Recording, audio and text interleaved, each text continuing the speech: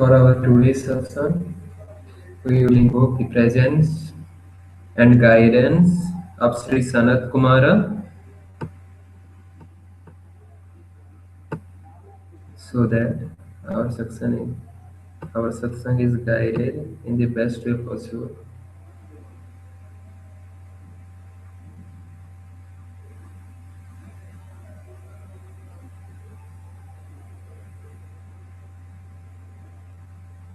Okay.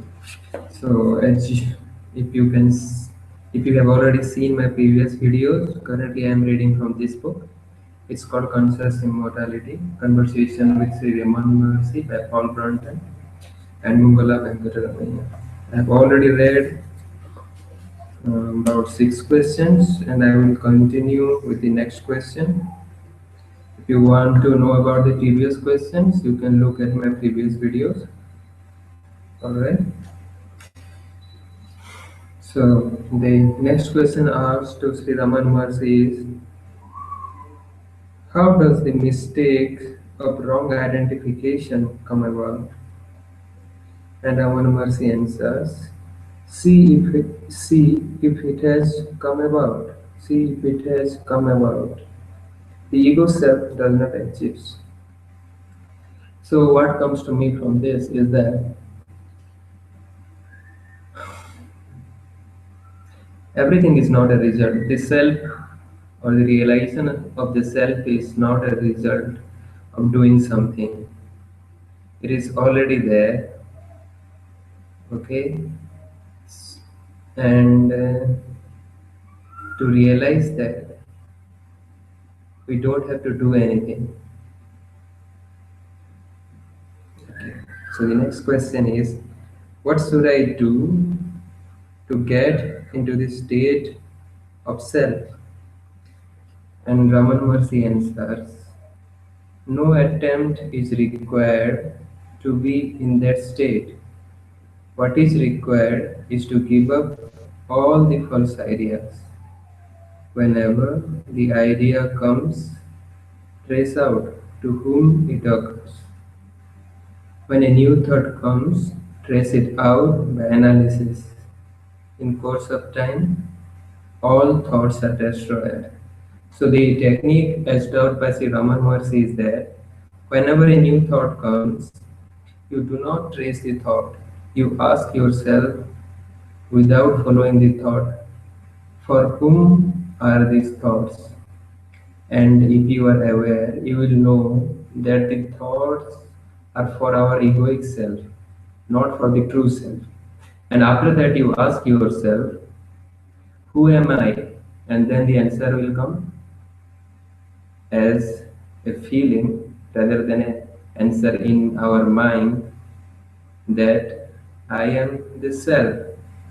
So when we stay with that feeling instead of moving with the next thought that is coming to our mind, in this way, all the thoughts that are generated will be destroyed and we will come back to our original self. Okay? And then the next question is, suppose the idea is a desire for a certain object. Okay, so the idea is a desire for a certain object, then what should I do to get back to the self? Then Raman Maharshi answers, objects are many, but the subject is one, that is the self. Practice the same line. Trace out to whom does the desire comes. Concentration and all other practices are meant for recognizing the absence, that is, the non-existence of ignorance. No one can deny his existence. Existence is knowledge, that is, awareness. That implies absence of ignorance. And yet, why do they suffer? Because man thinks he is this or that. That is wrong. I am alone is and not I am so and so. When existence is absolute, it is alright. When it is particularized, it is wrong. That is the whole truth. Does a man look into the mirror to know he exists? His awareness makes him admit it, but he confuses it with the body, etc. In sleep, he still exists, even without the body. Hold that awareness. You cannot see your own eyes, yet do you deny their existence? Similarly, even though the self is not objectified, you are aware of it. Who is to know the self? Can the body know it? Or can the mind know it? Your duty is to be, not to be this or that. The method is summed up in be still. It means destroy yourself, because when he says destroy yourself, it means destroy the image that we create in our mind of ourselves. That is what it means. It means destroy yourself, because any form is the cause of the trouble. When the I is kept up as I only, not I am this or I and this, it is the self. When it flies off at a tangent, it is the ego. The real self will not and cannot ask these questions. All these discussions are a matter of competence and of rightness. Okay. Hi, Rina. Do you have to say anything about this? I didn't see you were here.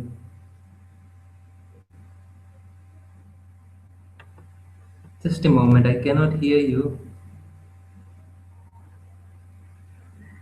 Can you unmute yourself? Just. Hmm,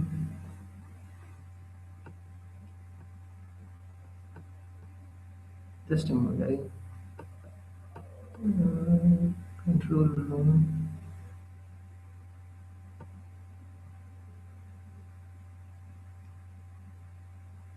I cannot hear you. Can you type it? Oh. If you move your cursor to the top of your screen, you will see a symbol of your microphone. Just check. If you move your mouse cursor to the top of your screen, you will see a symbol of microphone.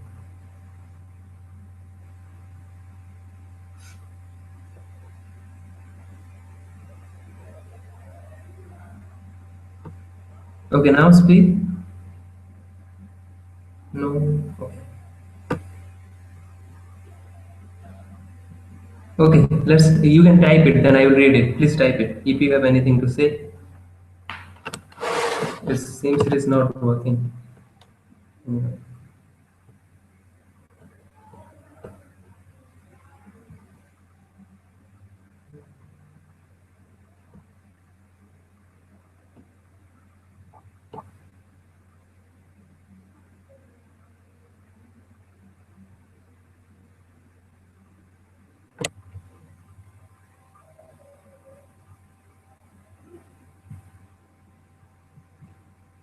Okay, you say not particularly with this notion of destroying the thoughts by inquiry. Okay, so the thoughts will not get destroyed, but more to do with the notion of being the divine's instrument. Yeah, that's right. We all want to be the divine's instrument, but you know what obstructs? Are we the divine's instrument now? And if we are not the divine's instrument now, why are we not the divine's instrument?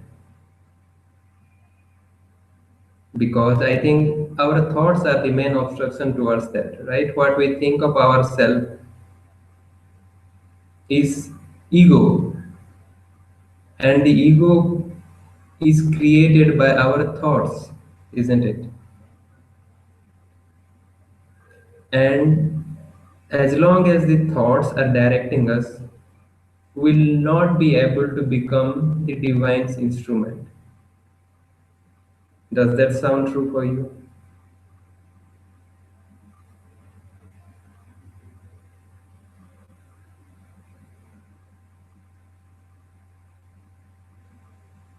Okay, so to become the divine's instrument is to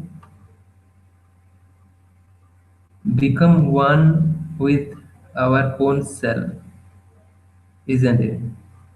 To become the divine's instrument is to become one with our own self always. Then only we can become the divine's instrument as the body we have now.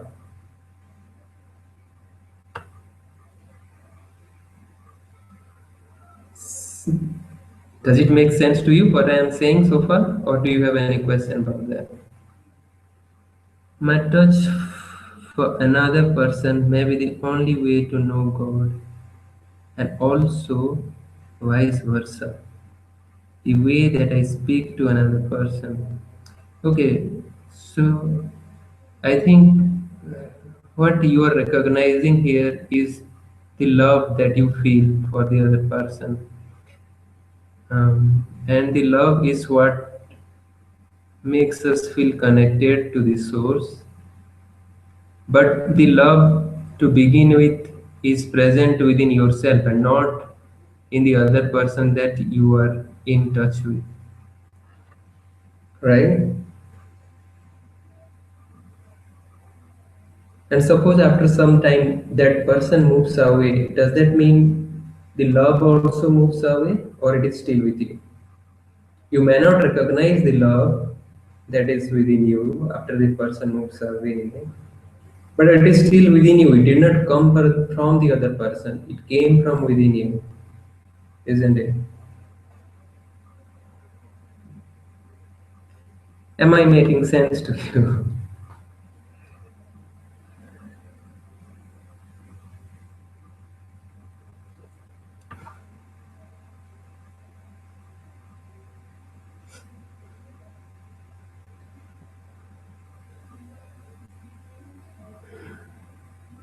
Okay, so you say, yes, I mean that we can recognize God through one another when we are communicating. I mean that I am now beginning to let go of restricting myself in communication. I mean, I now like to express myself more from the essence. Yeah, correct. But you like to we all like to express ourselves from the essence, but do we recognize the essence at the first place to begin with? That is my question to you. Do you recognize your essence? When we recognize our essence, communication is easy and is more effective and in love. Yes, when I get rid of all the things that are on the way, in the way. So, what are the things? Are the things in your mind or are they outside of you? Do you perceive the things to be present in your mind or do you perceive them to be outside of you?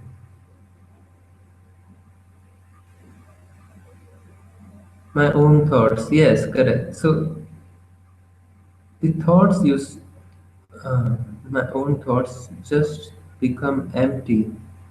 Okay.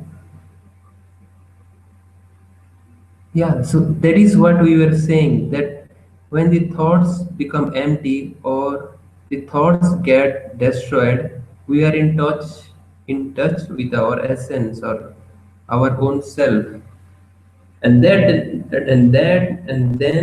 things can just flow from within. We don't need to analyze so much, we don't need to think so much. Everything can be a flow from love.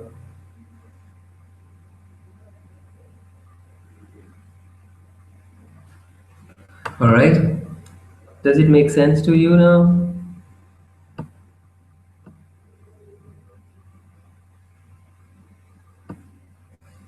Okay, good.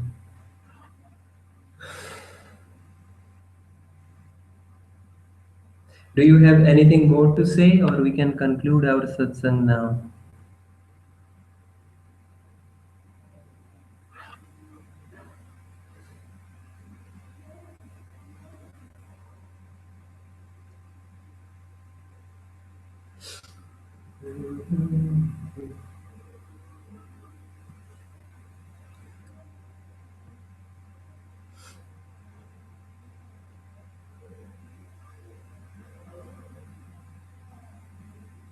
Yeah, sure. I mean, we may do a test for the Google Hangout and see if we can hear each other before the next satsang. All right? Okay. So, my own thoughts is okay. So let's conclude our satsang by thanking the presence of Sri Sanat Kumara and the presence of all the ascended masters who guided us through this satsang. And thank you so much, Irina, for your presence. I appreciate it a lot. Namaste.